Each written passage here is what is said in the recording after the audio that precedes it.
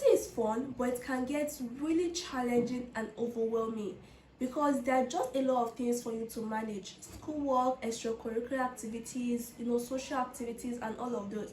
And a lot of students find themselves getting stressed out and anxious because they don't know how to manage all those activities properly.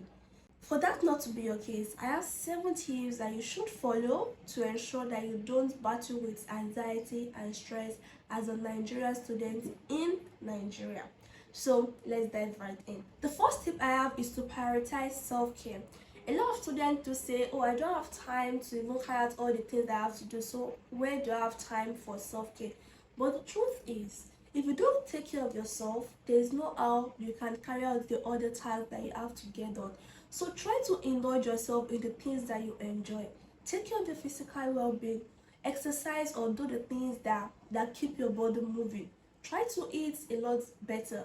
Take care of your mental well-being. Indulge in things that you love, like reading, playing certain games, hanging out with friends. You should put all those as part of your priorities. Put them as part of your daily or your weekly schedule. Once you put them as part of your priority, you definitely find time to do them. And when you do them, you'll be more energized to carry out the other tasks and the other activities that you have to get done. So prioritize self-care. Self-care should not be a reward when you get things done. Self-care should be part of the things that you need to get done. It can be challenging as students, but you should put that as your priority, okay? The second tip I have here is to seek support. A lot of times, a lot of students just want to get everything done by themselves. Oh, I'm going to do this, I'm going to do this, I'm going to do this. But the truth is, as an individual, there's limit to what you can get done alone. Seek support from your peers. Seek support from your facilitators or your lecturers if you need extra help.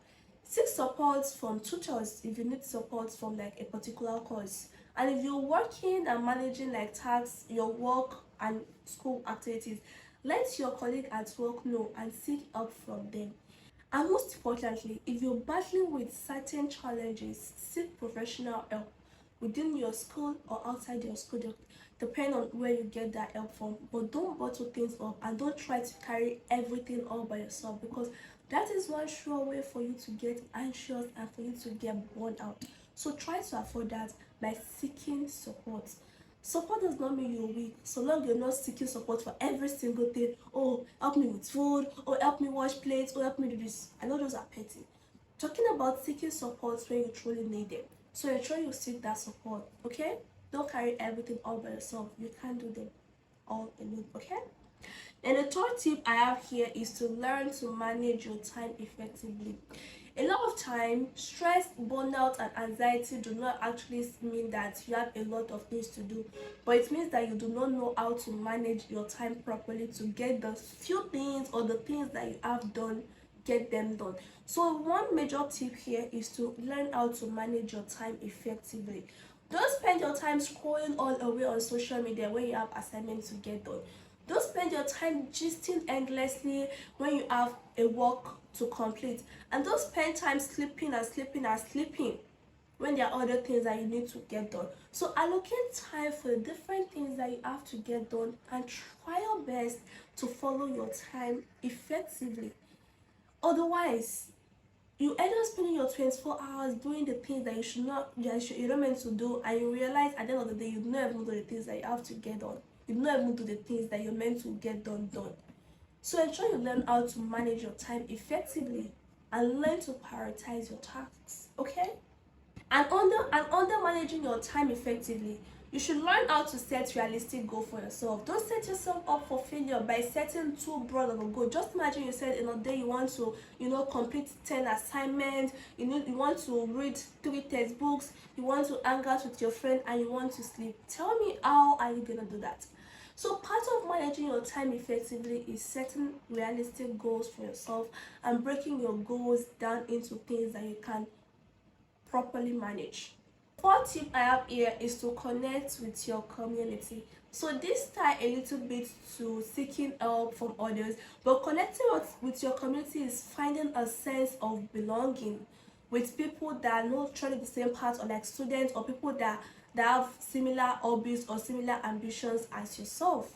So look for clubs and organizations to join, celebrate your culture, have all these events. For example, even Nigerian universities have people from diverse backgrounds, and occasionally they organize all those cultural nights where people from the same, like, we can embrace our culture and embrace other people's culture and just find joy in learning about one another. Because it's not about work, it's not about school, it's not about reading and reading and reading every time. It can lead to burnout, it can lead to you getting stressed, right?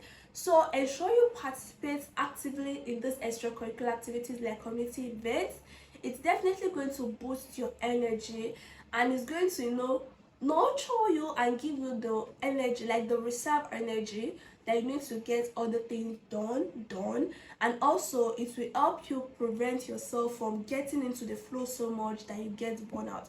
So ensure that you're not that student that run away from cultural events and always want to read. Make sure you prioritize and get yourself engaged in these community activities and bonding experiences. There are not a lot of them in schools, but when there are, and when there are opportunities, make sure you jump on it. Okay? The next tip I have here is to practice gratitude. Yeah, when so many things are going wrong, it's easy for us not to see the light at the end of the tunnel, or for us to know that everything all around us is bad.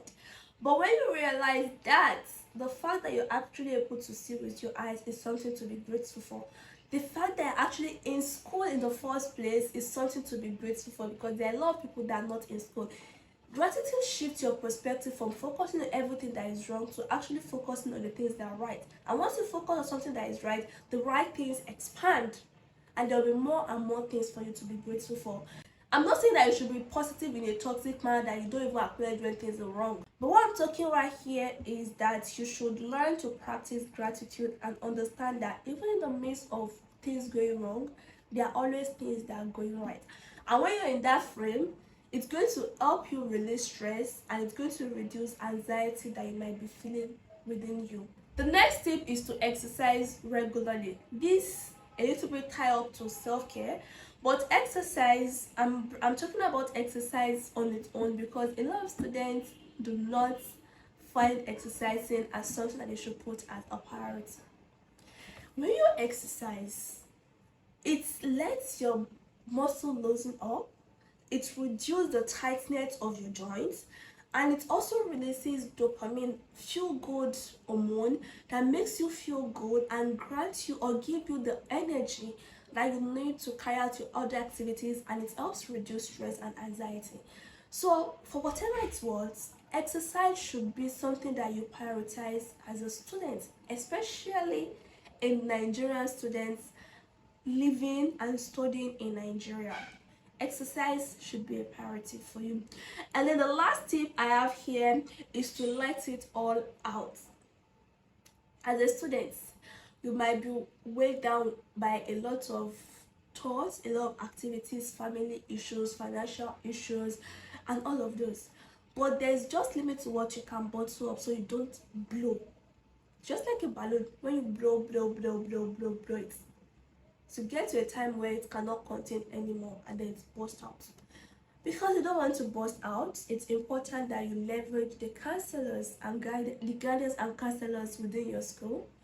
If there's something that is bothering you and your anxiety or your stress level is getting higher than what you can control, if self-care is not working, exercising is not helping out, community events is not working for you, then it's time for you to seek professional support. Let it all out, seek help, and know that you're not weak for seeking help. Alright, I hope these 7 tips are actually helpful, and you're going to look for ways you can start incorporating them so you don't get stressed and you don't get too anxious. Ensure you look through these tips and look at the ones that you can start implementing right away, because it's only when you're not stressed and when you're not anxious that you can successfully carry out what you've gone to school to do, and that's when you can achieve the success that you're ready for, and that's exactly what I want for you. So make sure you look through this and implement 1 or 2. Alright, I'll see you in the next video. Until next time, take care of yourself. Bye.